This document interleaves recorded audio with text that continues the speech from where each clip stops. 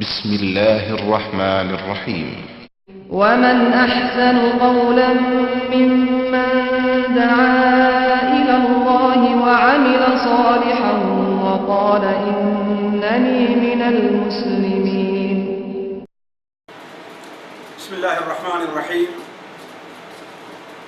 الحمد لله رب العالمين الرحمن الرحيم مالك يوم الدين، ونشهد أن لا إله إلا الله ونشهد أن سيدنا ومولانا محمدا عبده ورسوله أرسله إلى الناس كافة بشيرا ونذيرا. أما بعد، فإن خير الحديث كتاب الله وخير الهدي هدي محمد صلى الله عليه وسلم، وشر الأمور محدثاتها وكل محدثة بدعة وكل بدعة ضلالة وكل ضلالة في النار. أعوذ بالله السميع العليم من الشيطان الرجيم. بسم الله الرحمن الرحيم. يا أيها الناس اتقوا ربكم واخشوا يوما لا تجزي والد ولا يجزي والد عن ولده ولا مولود هو جاز عن والده شيئا إن وعد الله حق فلا تغرنكم الحياة الدنيا ولا يغرنكم بالله الغرور. سبحانك لا علم لنا إلا ما علمتنا إنك أنت العليم الحكيم. رب اشرح لي صدري ويسر لي أمري واحلل عقدة من لساني يفقه قولي واحلل عقدة من لساني يفقه قولي. عزیز ساتھیوں، دینی بھائیوں، السلام علیکم ورحمۃ اللہ وبرکاتہ. اولا بڑی خوشی کی بات ہے کہ آپ لوگوں سے یہ ملاقات ہو رہی ہے. اگر یہ ملاقات آمنے سامنے نہیں تو کم سے کم جدید آلات کے ذریعے ہماری اور آپ کی یہ ملاقات آمنے سامنے ہی کے حکم میں ہے. لہذا آپ لوگوں کو خوش آمدید. اور اس کا انتظام کرنے والے بھائی، خواہ عثمان بھائی ہوں یا ہمارے یہاں شیخ عبدالسلام اور میرے بچے ہوں، ان تمام لوگوں کا شکریہ. اس کے بعد ساتھیوں، اس پہلی مجلس میں اور اس مختصر سی مجلس میں مجھے آپ لوگوں سے چند باتیں کہنی ہیں. پہلی بات تو یہ کہ بحیثیت ایک مسلمان کے ہمارا اور آپ کا یہ ایمان ہے کہ یہ دنیا عارضی ہے. یہاں جتنا دن بھی انسان رہنا چاہے رہ لے، ایک نہ ایک دن اسے اس دنیا سے جانا ہے. اس کے بعد کی جو زندگی ہے اسی کو قرآن اور حدیث کی روشنی میں آخرت کی زندگی کہا گیا ہے. آخرت کی زندگی، اس میں پیش آنے والے امور پر ایمان لانا، یہ ہمارے اور آپ کے ایمان کا ایک جز اور بڑا اہم جز ہے. قرآن مجید کی پہلی ہی سورت میں، دوسری ہی سورت میں ہمیں اور آپ کو اس دن پر ایمان لانے کا حکم دیا گیا ہے. چنانچہ سورہ فاتحہ میں اللہ تبارک و تعالی فرماتا ہے مالک یوم الدین.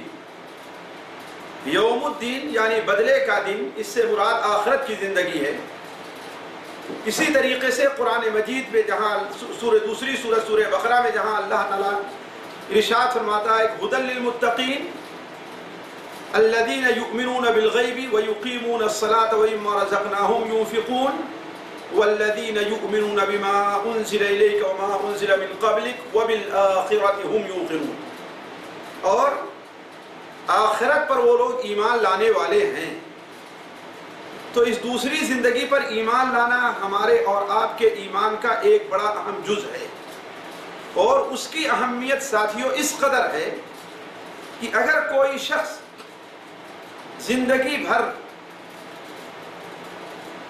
اپنے سارے کے سارے اعمال اللہ تبارک و تعالیٰ کی رضا کے لیے کرے. جتنا مال کمایا ہوا ہے سارا کا سارا مال اللہ تبارک و تعالیٰ کے راستے میں غریبوں، مسکینوں، محتاجوں پر خرچ کر دے.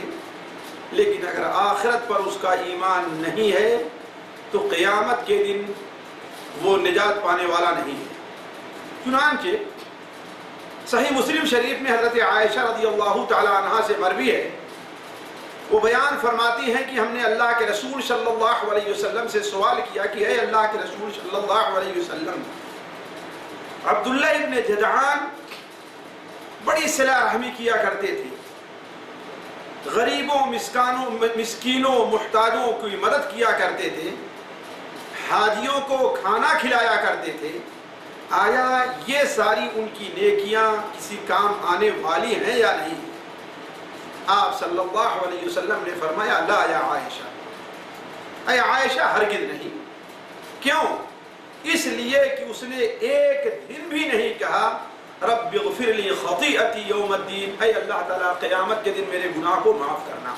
یعنی علماء کہتے ہیں کہ اس کا چونکہ آخرت پر ایمان نہیں تھا، آخرت میں پیش آنے والے امور سے متعلق وہ اللہ تعالیٰ پر ایمان نہیں رکھتا تھا، اس لیے اس کی ساری نیکیاں، اس کے سارے کمائے ہوئے کام اللہ تعالیٰ کے لیے جو وہ کر رہا تھا وہ رائے گا اور بیکار گئے.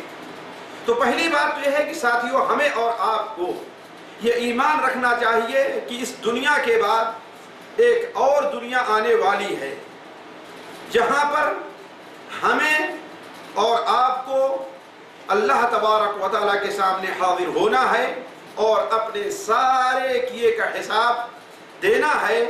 اسی کو ہم آخرت کا دن کہیں، قیامت کا دن کہیں، ابدی زندگی کا نام دیں یا جو کچھ بھی نام دیں. دوسری چیز جو مجھے آپ سے عرض کرنی ہے وہ یہ ہے کہ یہ دنیا جس میں ہم اور آپ بس رہے ہیں، اللہ تبارک و تعالیٰ نے ہمیں اور آپ کو صحت کی نعمت سے نوازا ہے، مال کی نعمت سے نوازا ہے، اور خصوصی طور پر ہم جہاں پر رہ رہے ہیں وہاں امن امان کی نعمت سے اللہ تعالیٰ نے نوازا ہے. یہ دنیا ساتھیوں دار العمل ہے. اس دنیا میں اللہ تعالیٰ نے ہمیں اور آپ کو اس لیے بھیجا ہے کہ ہم اور آپ عمل کریں، نیک عمل کریں، اللہ تبارک و تعالیٰ کی مرضی کے مطابق ہمیں اور آپ کو جو کچھ کرنا ہے کریں. ہم یہاں پر آزاد نہیں ہیں کہ اپنی مرضی سے جو چاہیں، جہاں چاہیں، جیسے چاہیں رہیں. نہیں، جو چاہیں کمائیں، جہاں چاہیں خرچ کریں اور جس طریقے سے ہم چاہیں صرف کریں. ہمیں اس کا اختیار قطعاً نہیں ہے، بلکہ ہمیں اللہ تبارک و تعالیٰ نے اس دنیا میں جو بھیجا ہے، یہاں ہمیں اور آپ کو زندگی دی ہے، اس دنیا میں ہمیں اور آپ کو بسایا ہے، تو ہمیں اور آپ کو عمل کرنے کے لیے بتایا ہے. چنانچہ اللہ تعالیٰ قرآن مجید میں ارشاد فرماتا ہے هُوَ الَّذِي خَلَقَ الْمَوْتَ وَالْحَيَاةَ لِيَبْلُوَكُمْ أَيُّكُمْ أَحْسَنُ عَمَلًا.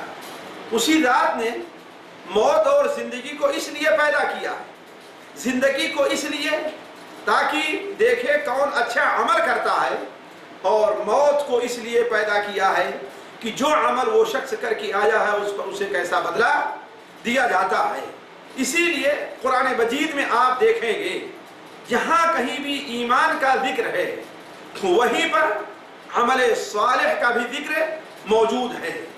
اللہ تبارک و تعالیٰ نے فقط ایمان کے اوپر اللہ تبارک و تعالیٰ کی رضا یا جنت کا وعدہ نہیں فرمایا، بلکہ اللہ کے رسول صلی اللہ علیہ وسلم نے آپ پر جو قرآن مجید نازل ہوا ہے یا آپ کی جو حدیثیں ہیں، آپ صلی اللہ علیہ وسلم نے وہاں پر ایمان کے ساتھ ساتھ عمل کا بھی ذکر فرمایا ہے. چنانچہ سنن ابو داؤد میں ایک روایت ہے کہ نبی کریم صلی اللہ علیہ وسلم کے پاس ایک وفد آتا ہے. شاید یہ وفد طائف کا رہنے والا تھا. بعض صحابی آپ کی خدمت میں حاضر ہوتے ہیں اور کہتے ہیں اے اللہ کے رسول صلی اللہ علیہ وسلم، ہم ایمان تو لے آتے ہیں، ہم نماز بھی پڑھیں گے، لیکن آپ کے داعی نے ہم سے یہ بتایا ہے کہ ہمارے مال میں زکوٰۃ بھی ہے۔ جہاں تک زکوٰۃ کا تعلق ہے، اللہ کے رسول صلی اللہ علیہ وسلم، ہمارے پاس صرف 10 اونٹ ہیں، وہی ہمارے بچوں کا کھانا اور خرچہ ہے، ہم اس میں سے کچھ خرچ نہیں کر سکتے۔ اور آپ کے داعی نے ہمیں یہ بھی بتایا کہ ہمیں اللہ تعالیٰ کے راستے میں جہاد کرنا ہے، اور میں فطری طور پر بزدل واقع ہوا ہوں، میں جہاد کے نہیں کر سکتا۔ آپ صلی اللہ علیہ وسلم نے ان کا ہاتھ پکڑا اور زور سے جھٹکا دیا اور فرمایا تم صدقہ نہیں کرو گے اور جہاد نہیں کرو گے تو جنت میں کیسے داخل ہوگے؟ اس کا مطلب یہ ہے ساتھیوں کہ یہ دنیا دارالعمل ہے کہ جہاں ہمیں اور آپ کو عمل کرنا ہے، اور اسی عمل کا بدلہ ہمیں اور آپ کو آخرت میں ملے گا۔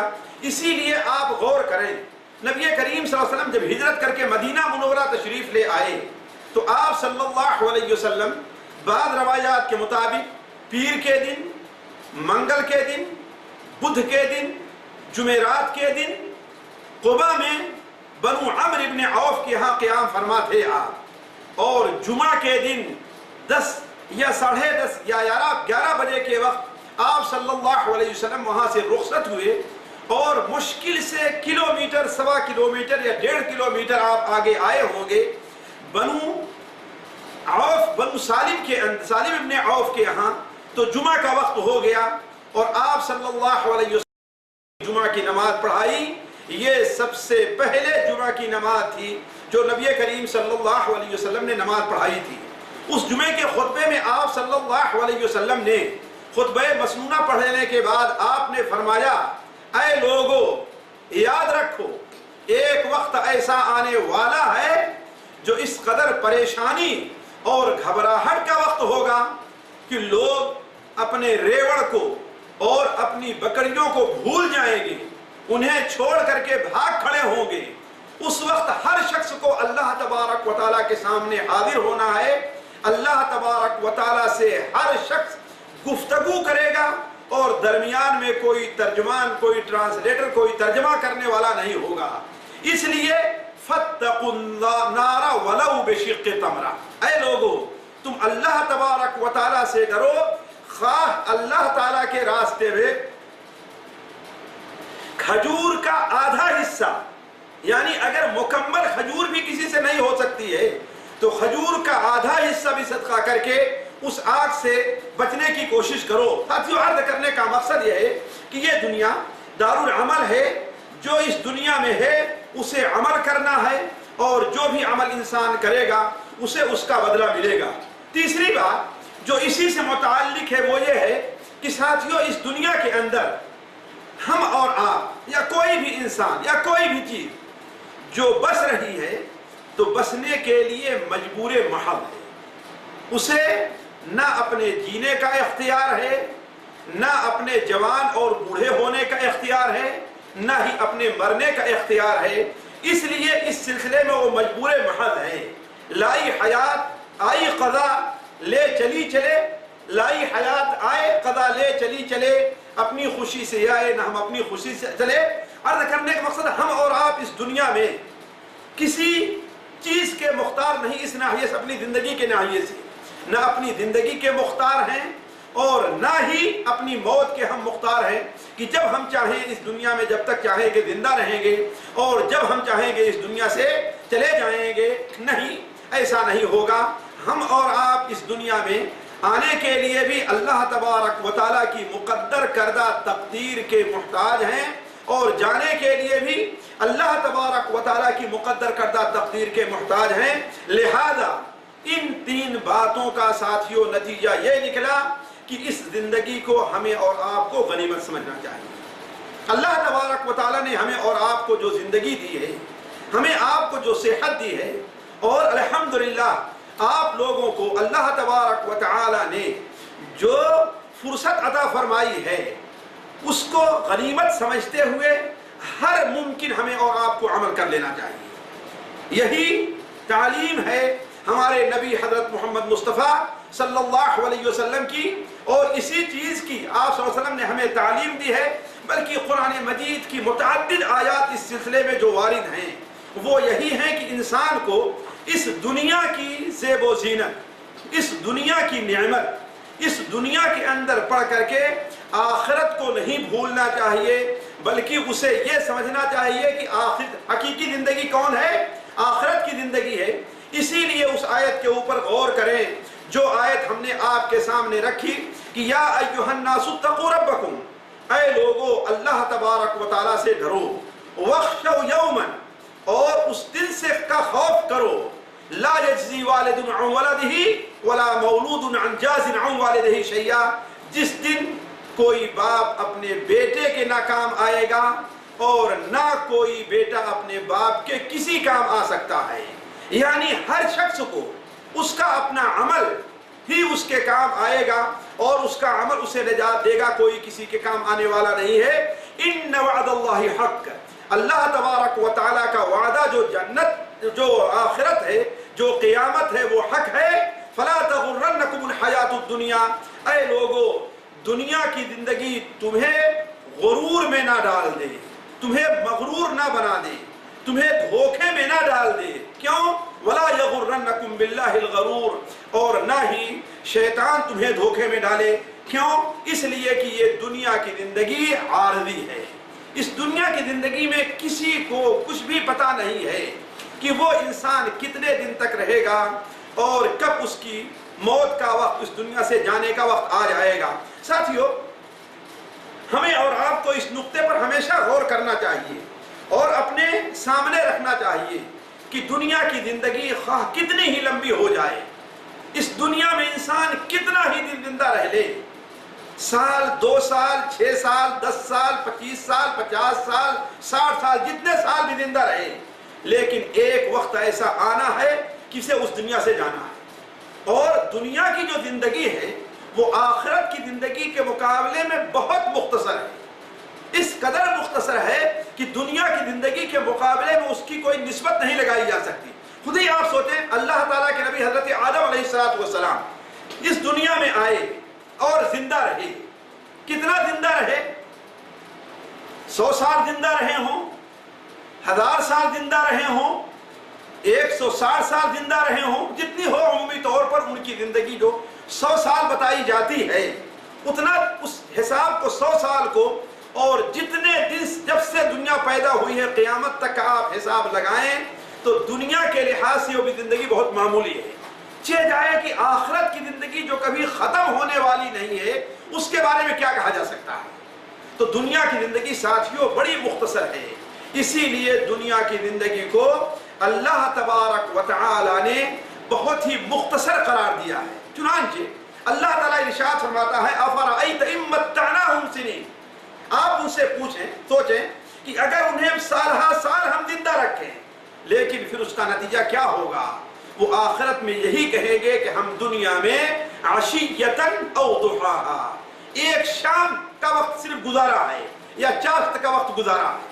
بلکہ سورہ طٰہٰ کے اندر ذرا آپ غور کریں، اللہ تبارک و تعالیٰ نے جہاں اس دنیا میں غرور کی زندگی، دھوکے کی زندگی بسر کرنے والوں کا ذکر فرمایا ہے، اور وہاں پر اللہ تبارک و تعالیٰ نے جب کہا ہے اِذْ يَقُولُ أَمْثَلُهُمْ طَرِيقَةً إِن لَبِثْتُمْ إِلَّا عَشْرًا، ان میں إِلَّا يَوْمًا، ان میں سب سے بہتر بات جو کہنے والا ہوگا وہ یہ کہے گا کہ ہم صرف ایک دن دنیا میں رہ کر کے آئے ہیں۔ اسی لیے ساتھیوں میرے عرض کرنے کا مقصد یہ ہے کہ ہمیں اور آپ کو دنیا کی زندگی سے دھوکے میں نہیں آنا چاہیے۔ نبی کریم صلی اللہ علیہ وسلم نے مختلف مثالوں سے اس بات کو واضح کر دیا ہے کہ دنیا کی زندگی اللہ تبارک و تعالیٰ کے نزدیک بڑی ہی مختصر ہے اور اس کی کوئی اہمیت نہیں ہے۔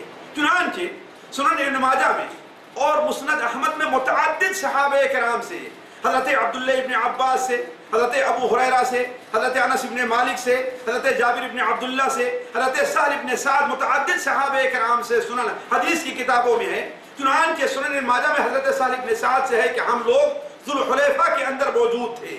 ذوالحلیفہ جسے آج ابیار علی کہا جاتا ہے اور جہاں سے مدینہ منورہ کے لوگ احرام باندھتے ہیں، آپ صلی اللہ علیہ وسلم وہاں پر موجود تھے، آپ کا گزر وہاں سے ہو رہا تھا، تو آپ نے صحابہ کرام کی ایک جماعت کو لے کر کے آپ کا گزر ایک بکری کے مردہ بچے سڑ جانے کی وجہ سے جس کی ٹانگیں پھیل گئی تھی اس کے پاس سے گزر ہوا آپ کا، تو آپ صلی اللہ علیہ وسلم نے ارشاد فرمایا کہ یہ بتاؤ آیا اس بکری کے بچے کی کوئی اہمیت اس بکری کے بچے کے مالک کے نزدیک ہے؟ صحابہ کرام نے کہا اے اللہ کے رسول صلی اللہ علیہ وسلم، اگر اس کی کوئی اہمیت ہوتی تو اسے اس طریقے سے لوگ پھینک نہ دیتے۔ آپ صلی اللہ علیہ وسلم نے ارشاد فرمایا دنیا اللہ تبارک و تعالیٰ کے نزدیک اس سے زیادہ بھی حقیر ہے۔ اور پھر مزید آپ نے فرمایا لو کانت الدنیا تزن عند اللہ جناح بعوضہ، اگر دنیا اللہ تبارک و تعالیٰ کے نزدیک ایک مچھر کے پر کے برابر بھی ہوتی تو اس دنیا سے اللہ تعالیٰ کافر کو ایک قطرہ پانی کے لیے بھی نہیں دیتا۔ سوچیں آپ اللہ تعالیٰ کے نزدیک اس دنیا کی کس قدر اہمیت ہے، کتنی اہمیت ہے اس دنیا کی آخرت کے مقابلے میں۔ اسی لیے تو اللہ تعالیٰ نے قرآن مجید میں دنیا کی زندگی کو کھیل اور تماشا قرار دیا ہے۔ اللہ تعالیٰ ارشاد فرماتا ہے وَمَا هَٰذِهِ الْحَيَاةُ الدُّنْيَا إِلَّا لَهْوٌ وَلَعِبٌ، یہ دنیا کی زندگی لہو ہے اور لعب ہے۔ اللہ تعالیٰ نے دو الفاظ استعمال کیے ہیں، لہو کے اور لعب کے۔ لہو کا معنی یہ ہے کہ یہ انسان کے دلوں کو مشغول رکھتی ہے، اور لعب کا معنی یہ ہے کہ یہ انسان کا دل کھیل کے اندر مشغول رہا کرتا ہے۔ وَمَا هَٰذِهِ الْحَيَاةُ الدُّنْيَا إِلَّا لَهْوٌ وَلَعِبٌ وَالدَّارُ الْآخِرَةُ لَهِيَ الْحَيَوَانُ، اور آخرت کی زندگی بھی حقیقی زندگی ہے۔ لَوْ كَانُوا يَعْلَمُونَ، کاش کے لوگ اس کو جانتے۔ تو ساتھیو آپ لوگ، اللہ تعالیٰ نے آپ کو یہ فضل کیا ہے کہ مسلمان بنایا ہے، اللہ تعالیٰ نے آپ کے اوپر یہ فضل کیا ہے کہ آپ کو صحت دی ہے، اللہ تعالیٰ نے آپ کے اوپر یہ فضل کیا ہے کہ آپ جس جگہ موجود ہیں۔ شرعی اعتبار سے الگ مسئلہ ہے وہاں رہنے یا نہ رہنے کا، البتہ عام کتنے لوگ ایسے آپ کے ساتھی ہوں گے جو تمنا کرتے ہوں گے اور ہزاروں اور لاکھوں خرچ کر کے اس جگہ پہنچنا چاہتے ہوں گے اور آپ جیسے بننا چاہتے ہوں گے۔ تو ذرا سوچیں کہ آپ لوگوں نے اللہ تبارک و تعالیٰ کے لیے اور آخرت کے لیے کیا کیا ہے۔ یہ دنیا جس کی اہمیت اللہ تعالیٰ کے نزدیک ایک مچھر کے پر کے برابر بھی نہیں ہے، اور اگر ساری دنیا کو آخرت کے مقابلے میں رکھا جائے اور جنت کے مقابلے میں رکھا جائے تو نبی کریم صلی اللہ علیہ وسلم نے اس کی ایک مثال دی ہے جو صحیح مسلم شریف میں ہے کہ یہ بتاؤ کہ دنیا کی مثال آخرت کے مقابلے میں ایسی ہی ہے کہ تم میں سے کوئی سمندر کے سامنے کھڑا ہو اور اس میں اپنی انگلی ڈالے اور دوبارہ انگلی کو نکال لے، دیکھیں انگلی میں کتنا پانی آ رہا ہے۔ شاید اتنا پانی بھی ساتھیوں نہیں آئے گا جس سے ہمارے سوکھے ہوئے ہونٹ تر ہو جائیں، ہمارا سوکھا ہوا گلا اس سے تر ہو جائے۔ لیکن آپ نے فرمایا دنیا کی اہمیت اللہ تعالیٰ کے نزدیک آخرت کے مقابلے میں اس پانی کے برابر بھی نہیں ہے۔ اسی لیے نبی کریم صلی اللہ علیہ وسلم نے دنیا کی جو مثال اپنے طور پر دی ہے، ہمیں اور آپ کو اس پر ہمیشہ غور کرنا چاہیے۔ وہ کیسے؟ جس حدیث کو حضرت عبداللہ بن مسعود، حضرت عمر بن خطاب رضی اللہ تعالیٰ عنہ نقل فرماتے ہیں کہ نبی کریم صلی اللہ علیہ وسلم ایک بار کسی بستر پر سو رہے تھے، ننگے بدن تھے، آپ کے بستر پر کوئی چادر نہیں تھی اور نہ ہی آپ کے لیٹنے کے لیے کوئی نرم بستر تھا، بلکہ زمین پر تھے۔ اور حضرت عمر بن خطاب رضی اللہ عنہ روایت میں ہے کہ آپ صلی اللہ علیہ وسلم ایک چٹائی پر، تیلی اور لکڑی کی بنی ہوئی اور بنی ہوئی جو چٹائی تھی، آپ صلی اللہ علیہ وسلم اسی پر سو رہے تھے، اور کچھ دیر سونے کی وجہ سے کا نشان آپ کے جسم مبارک کے اوپر پڑ گیا۔ یہ دیکھ کر کے حضرت عمر رضی اللہ عنہ کی آنکھوں میں آنسو آ گئے۔ حضرت عبداللہ بن مسعود رضی اللہ عنہ کی روایت میں بھی ہے کہ ہم لوگوں نے کہا کہ اے اللہ کے رسول صلی اللہ علیہ وسلم، اگر آپ چاہیں تو آپ کے لیے ایک نرم بستر ہم بنا دیں جس پر کم سے کم آپ آرام تو کیا کریں۔ آپ صلی اللہ علیہ وسلم نے فرمایا کہ اے ساتھیو، مالی ولد دنیا، میرا دنیا سے کیا تعلق ہے؟ دنیا کے اندر ہماری مثال، اور ذرا غور کریں جب اللہ کے رسول صلی اللہ علیہ وسلم کی یہ مثال ہے تو ہماری مثال ایسی کیوں نہیں ہوگی؟ آپ نے بیان فرمایا میری مثال اور دنیا کی یہی مثال ہے کہ ایک مسافر ہے جو دھوپ میں جا رہا ہے، راستے میں ایک سایہ دار درخت ملتا ہے، اس درخت کے نیچے تھوڑی دیر آرام کرنے کے لیے وہ ٹھہر جاتا ہے، کچھ دیر آرام کر کے پھر اگلی منزل کے لیے سفر اپنا شروع کر دیتا ہے۔ کہا یہی مثال ہماری دنیا کی ہے۔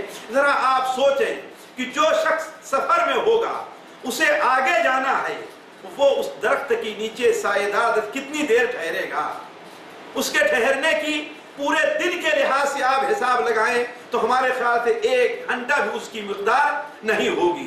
تو ساتھیوں اس بات پر بھی غور کریں پیچھے، جیسے ہم نے کہا کہ اس دنیا کے اندر ہم اور آپ مجبور محض ہیں، ہم نہ آنے کے لیے اپنے اختیار میں تھے اور نہ اس دنیا میں ہم کتنے دن زندہ رہیں گے اس کے اختیار میں ہیں، لہذا ہمیں اس پر توجہ دیتے ہوئے ہمیں اور آپ کو کچھ نیک عمل کر لینا چاہیے، اور ہمیشہ اس بات پر توجہ دینی چاہیے کہ اس دنیا کا جو مسافر ہوتا ہے وہ ہمیشہ آخرت پر نظر کرتا ہے۔ مجھے علامہ البانی رحمہ اللہ کا ذکر کردہ صحیح ہے الصحیحہ کے اندر جو مسند بزار وغیرہ کے حوالے سے حضرت ابو موسیٰ اشعری کی روایت سے بنو اسرائیل کا ایک قصہ مذکور ہے، وہ مجھے یاد آیا کہ نبی کریم صلی اللہ علیہ وسلم ایک بار کسی بادیہ کے علاقے میں گئے۔ بادیہ کے علاقے میں آپ صلی اللہ علیہ وسلم کی ملاقات ایک بدو سے ہوئی جس نے آپ صلی اللہ علیہ وسلم کی بڑی خاطر و مدارات کی، آپ کی مہمانی کا سامان کیا۔ آپ صلی اللہ علیہ وسلم کچھ دیر تک اس کے پاس ٹھہرے، جب واپس آنے لگے تو آپ صلی اللہ علیہ وسلم نے اس سے کہا کہ اگر تمہیں مدینہ منورہ آنا ہو تمہارا وہاں سے گزر ہو تو میرے پاس ضرور آنا۔ کیوں؟ اس لیے کہ نبی کریم صلی اللہ علیہ وسلم کے بارے میں آپ جانتے ہیں کہ ہدیہ قبول کرتے تھے اور ہدیے کا بدلہ بھی آپ دیا کرتے تھے۔ چنانچہ ایک بار وہ شخص مدینہ منورہ آیا، نبی کریم صلی اللہ علیہ وسلم کی خدمت میں حاضر ہوا تو کچھ دیر تک آپ صلی اللہ علیہ وسلم کی خدمت میں حاضر رہا۔ اس کے بعد جب واپس جانے لگا تو آپ صلی اللہ علیہ وسلم نے اس سے کہا کیا میں تمہاری کوئی خدمت کر سکتا ہوں، میں تمہاری کوئی مدد کر سکتا ہوں؟ تو اس نے کہا اے اللہ کے رسول صلی اللہ علیہ وسلم، صرف سوال ہے ایک اونٹ کا جو ہماری سواری کا کام دے اور ایک دودھ والی بکری کا جس سے ہمارے بچے دودھ پیا کریں۔ اس شخص کا یہ سوال کرنا تھا تو آپ صلی اللہ علیہ وسلم نے صحابہ کرام کو مخاطب کر کے فرمایا کہ اَيَعْجِزُ أَحَدُكُمْ أَن يَكُونَ مِثْلَ عَجُوزِ بنی اسرائیل۔ میرے بھائیو ذرا آپ اس بات پر غور کریں گے، میں ایک عورت کی مثال دے رہا ہوں جس کی اہمیت کم سے کم آپ عمومی طور پر جو میری باتیں سن رہے ہیں مرد ہیں، آپ اپنے کو عورت سے کی جن سے بہتر ہی سمجھتے ہیں، لیکن ذرا اس پر آپ غور کریں کہ آپ صلی اللہ علیہ وسلم نے ارشاد فرمایا کہ اَيَعْجِزُ أَحَدُكُمْ أَن يَكُونَ مِثْلَ عَجُوزِ بنی اسرائیل۔ کیا تم سے یہ بھی نہیں ہو سکتا کہ بنو اسرائیل کی بوڑھی عورت کی طرح بن جاؤ؟ تو کیا آپ لوگ اس بات پر توجہ نہیں دے سکتے کہ بنو اسرائیل کی بوڑھی عورت جیسا کارنامہ آپ ادا کریں؟ صحابہ اکرام نے کہا اے اللہ کے رسول صلی اللہ علیہ وسلم، بنو اسرائیل کی بوڑھی عورت کا معاملہ کیا ہے؟ بنو اسرائیل کی بوڑھی عورت کا قصہ کیا ہے؟ آپ صلی اللہ علیہ وسلم نے ارشاد فرمایا بنو اسرائیل کی بوڑھی عورت کا قصہ یہ ہے کہ جب آپ حضرت موسیٰ علیہ السلام بنو اسرائیل کو لے کر کے رات میں فرعون کے ظلم سے بھاگے اور انہیں ارض مقدسہ یعنی فلسطین لے جانا چاہے تو راستے میں جا رہے تھے کہ انہیں راستہ بھول گئے۔ بڑے بڑے لوگ تھے، بوڑھے بھی اس میں موجود تھے، لیکن رات کے وقت اب راستہ نہیں مل رہا ہے کہ کس طرف جائیں۔ سارے بنو اسرائیل کے لوگ پریشان ہو گئے۔ کیوں؟ اس لیے کہ صبح ہوتے ہوتے وہ فرعون کی پکڑ اور فرعون کے علاقے سے بھاگ جانا چاہتے تھے، لیکن راستہ بھول جانے کی وجہ سے سخت پریشان ہوئے۔ تو ان لوگوں نے آپس میں مشورہ کیا کہ آخر اس کی وجہ کیا ہے۔ ان میں سے کسی اللہ والے نے کہا کہ آپ لوگوں سے کوئی وعدہ خلافی اور کوئی گناہ کا کام ضرور ہو رہا ہے جس کی وجہ سے اللہ تبارک و تعالیٰ آپ کو راستہ نہیں بتا رہا ہے۔ تو اس بارے میں جب غور کرنے لگے تو ان کے بڑے بوڑھوں نے کہا کہ ہاں، حضرت یوسف علیہ السلام کا جب انتقال ہونے لگا تھا تو ان لوگوں نے وعدہ کیا تھا، ہم سے وعدہ لیا تھا کہ جب تم اس ملک سے جانے لگنا تو میری لاش کو بھی ساتھ لے جانا اور جہاں پر میرے باپ دادا کی قبر ہے وہیں پر مجھے دفن کر دینا. اس لیے کہ ان کا بنو اسرائیل کا اصل وطن فلسطین تھا. حضرت یوسف علیہ السلام چونکہ یہاں پر آ کر کے آباد ہو گئے تھے, جانتے ہیں ان کا پورا قصہ, اور اپنے والدین کو اپنے بھائیوں کو بلا لیا تھا, اس لیے بنو اسرائیل کی آبادی یہاں بڑھ کر کے زیادہ ہو گئی تھی. تو جب واپس جانے لگے تو حضرت یوسف علیہ السلام کی لاش کو بھی ساتھ لے کر کے جانا تھا, لیکن اب پوچھا جانے لگا کہ آخر وہ لاش ہے کہاں. کسی کو پتہ نہیں ہے کہ وہ لاش کس جگہ ہے. کیوں؟ اس لیے کہ قبر پرستی کی بدعت ابھی تک پیدا نہیں ہوئی تھی. لوگ قبروں کو پوجنا ابھی تک جانتے نہیں تھے. لوگ قبروں پر مجاور بن کر کے بیٹھنا, لوگ قبروں پر چادر چڑھانا, لوگ قبروں کی صفائی کرنا ابھی تک جانتے نہیں تھے. یہ چیز تو بہت بعد میں پیدا ہوئی ہے. تو چنانچہ جب کسی کو قبر کا پتہ نہیں چلا تو لوگ ادھر ادھر تلاش کرنے لگے. بوڑھے لوگ, پرانے لوگ جو تھے ان سے پوچھنے لگے تو معلوم ہوا کہ ہاں فلاں خاندان میں جو بوڑھی عورت ہے اسے حضرت یوسف علیہ السلام کی قبر کا علم ہے کہ ان کی قبر کہاں ہے. چنانچہ حضرت موسیٰ علیہ السلام نے اس بوڑھی عورت کو بلایا اور بوڑھی عورت سے پوچھا کہ آخر حضرت یوسف علیہ السلام کی قبر کہاں ہے. تو اس بوڑھی عورت نے کہا, یہ ہے اصل محل شاہد ساتھیوں پورے قصے کا, اس بوڑھی عورت نے کہا کہ میں قبر کو تو بتلاؤں گی لیکن ایک وعدہ آپ سے لینا ہے. اگر آپ میرا وعدہ پورا کر دیں اس کے لیے تیار ہوں تو میں قبر کی جگہ بھی بتانے کے لیے تیار ہوں. حضرت موسیٰ علیہ السلام نے کہا آخر وہ وعدہ کیا ہے تمہارا؟ وہ کہتی ہے, ساتھیو یہی آپ صلی اللہ علیہ وسلم نے فرمایا تھا کیا تم لوگ بنو اسرائیل کی بوڑھی عورت کی طرح بھی نہیں ہو سکتے؟ وہ کیا سوال تھا؟ اس بوڑھی عورت نے کہا میں قبر کی جگہ تو بتلانے کے لیے تیار ہوں, البتہ یہ ضروری ہے آپ وعدہ کیجئے کہ جنت میں مجھے آپ کا ساتھ نصیب ہوگا. یعنی اس نے دنیا کا سوال نہیں کیا, دنیا کے بارے میں کوئی چیز نہیں مانگی. وہ جانتی تھی کہ دنیا کی زندگی ختم ہونے والی ہے. دنیا میں انسان چاہے جتنا دن زندہ رہ لے ایک نہ ایک دن یہاں سے جانے والا ہے. جو صحت مند ہے وہ بھی دنیا سے مر جاتا ہے, جو بیمار ہے وہ بھی مرتا ہے, جو مالدار ہے وہ بھی مرتا ہے, جو غریب ہے وہ بھی مرتا ہے, جو طاقتور ہے وہ بھی مرتا ہے, اور جو کمزور ہے وہ بھی اس دنیا سے جاتا ہے. اس لیے اس عورت نے سوال ایسی بات کا کیا جو اسے آخرت میں کام آئے. یہ ہے آخرت کی فکر ساتھیوں, یہ ہے آخرت کی طرف توجہ. تو حضرت موسیٰ علیہ السلام نے کہا بھائی یہ تو میرے بس میں نہیں ہے. کیوں؟ کسی کو جنت دینا, کسی نبی کا ساتھی بنا دینا یہ اللہ تبارک و تعالیٰ کا کام ہے, یہ میرے بس کی بات نہیں ہے. نتیجہ یہ ہے کہ لوگ پریشان ہیں. وہ بوڑھی عورت اس بات پر بدد ہے کہ جب تک آپ ہمیں یہ وعدہ نہیں دیتے کہ میں آپ کے ساتھ جنت میں رہوں گی اس وقت تک میں حضرت یوسف علیہ السلام کی قبر کا نشان آپ کو نہیں بتلا سکتی. اتنے میں اللہ تبارک و تعالیٰ حضرت موسیٰ علیہ السلام کی طرف وحی کرتا ہے کہ اے موسیٰ اس بوڑھی عورت کا جو سوال ہے اسے پورا کر دو, اسے وعدہ دے دو, اس لیے کہ جنت دینا تو میرا کام ہے. تو جب حضرت موسیٰ علیہ السلام نے اس سے کہہ دیا کہ ہاں اللہ تبارک و تعالیٰ کہہ رہا ہے کہ تجھے جنت میں میری صحبت نصیب ہوگی, تو وہ لے کر کے گئی انہیں ایک چھوٹی سی جگہ پر جہاں تھوڑا سا پانی تھا. کہا اس پانی کو یہاں سے ہٹاؤ. پانی کو ہٹایا گیا اور زمین کھودی گئی تو وہیں پر حضرت یوسف علیہ السلام کی لاش نکلی. اور جب لاش نکلتی ہے تو ہر آدمی کو راستہ معلوم ہو گیا ہمیں کس طرف جانا ہے. تو عرض کرنے کا مقصد یہ ہے ساتھیوں کہ انسان کو ہم نے جیسا آپ سے کہا کہ ہم اس دنیا میں عارضی طور پر ہیں, وقتی طور پر ہیں, ہماری زندگی مختصر ہے. کسی کو یہ پتہ نہیں ہے کہ ہم ایک دن زندہ رہیں گے, ہفتے زندہ رہیں گے, اگلے ہفتے ہماری اور آپ کی ملاقات ہوگی یا ہماری آپ کی ملاقات نہیں ہوگی. آپ آئندہ والی مجلس میں, آپ آئندہ مسجد نماز کے وقت مسجد میں آ سکتے ہیں یا نہیں آ سکتے.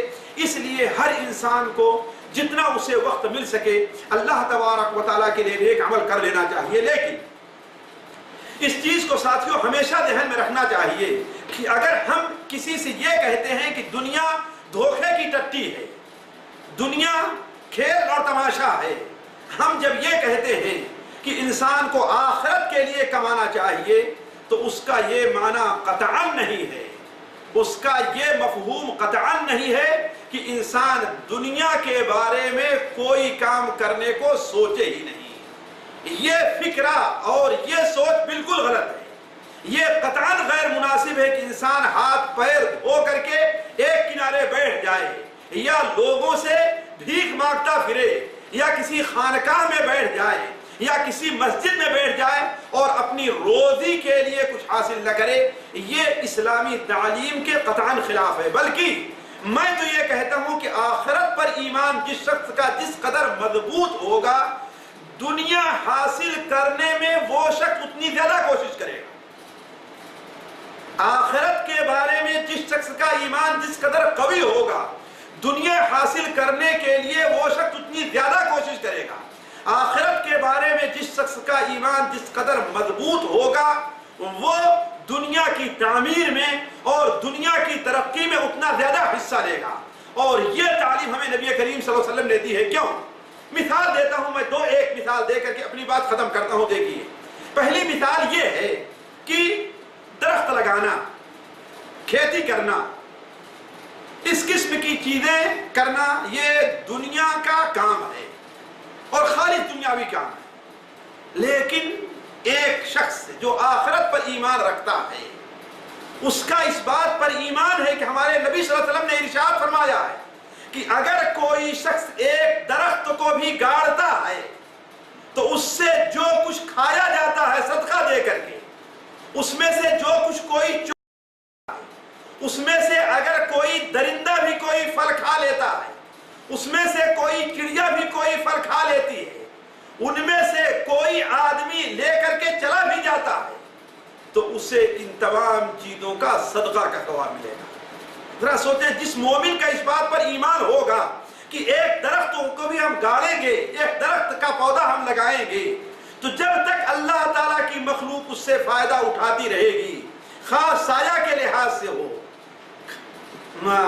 پھل کے لحاظ سے ہو یا اس درخت کی لکڑی کے لحاظ سے ہو، اس وقت تک ہمیں اس کا اجر ملتا رہے گا۔ تو ایک مومن اس سلسلے میں کیسے کوتاہی کر سکتا ہے؟ اسی لیے نبی کریم صلی اللہ علیہ وسلم نے ہمیں اور آپ کو تعلیم دیتے ہوئے، جیسا کہ امام بخاری رحمہ اللہ اپنی کتاب الادب المفرد میں نقل کرتے ہیں کہ آپ نے بیان فرمایا، اذا قامت الساعہ، اگر قیامت قائم بھی ہو جائے، سور پھونک دیا جائے اور تم میں سے کسی شخص کے ہاتھ میں ایک پودا ہے جسے وہ لگانا چاہتا ہے، تو اگر قیامت قائم ہونے سے پہلے پودا لگا سکتا ہے تو پودے کو لگا دے۔ کیوں؟ اس لیے کہ اس کا کوئی نہ کوئی فائدہ ضرور ہوگا۔ یہ چیز آپ صلی اللہ علیہ وسلم نے بطور مثال کے دی ہے۔ حالانکہ قیامت قائم ہونے کے بعد کسی چیز سے مستفید ہونے کا کوئی فائدہ نہیں ہے، لیکن اسے آپ اس طریقے پر سوچیں کہ ہر انسان کی قیامت کب شروع ہوتی ہے؟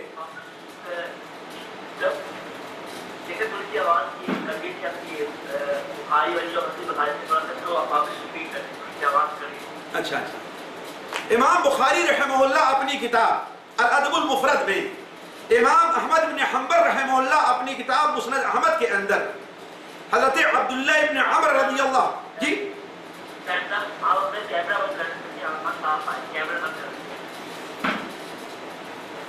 کیا وہ بھائی کیمرہ بند کر دیں؟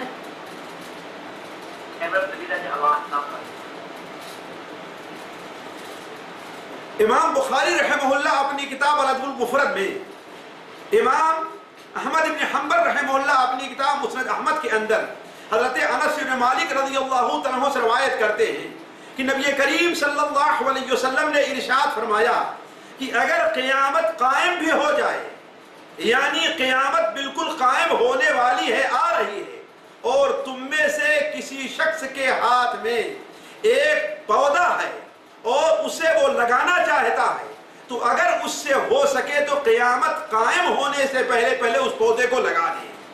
اب آپ یہ سوال کر سکتے ہیں کہ جب قیامت قائم ہو جائے گی تو اس پودے کے لگانے کا فائدہ کیا ہوگا؟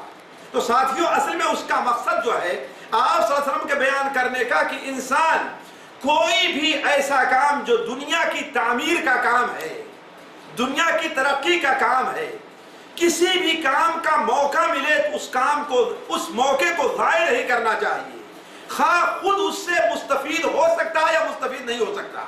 اگر اس سے خود فائدہ نہیں حاصل کر سکتا ہے تو اللہ کی مخلوق جو اس کے بعد آ رہی اس سے ضرور مستفید ہوگی۔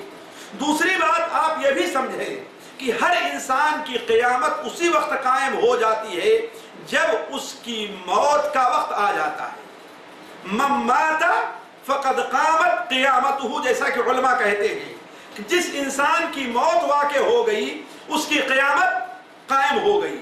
تو انسان کو یہ نہیں سوچنا چاہیے کہ اب تو میں بوڑھا ہو گیا ہوں، یہ مجھے کام کرنا تھا، اب ہمیں اس سے کیا فائدہ ہے، یہ نہیں سوچنا چاہیے۔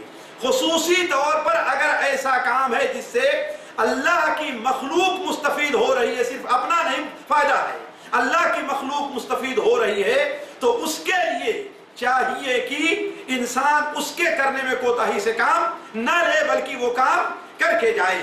مجھے یاد آیا کہ اللہ کے رسول صلی اللہ علیہ وسلم کے ایک بڑے مشہور صحابی حضرت ابو درداء رضی اللہ تعالیٰ عنہ ہیں۔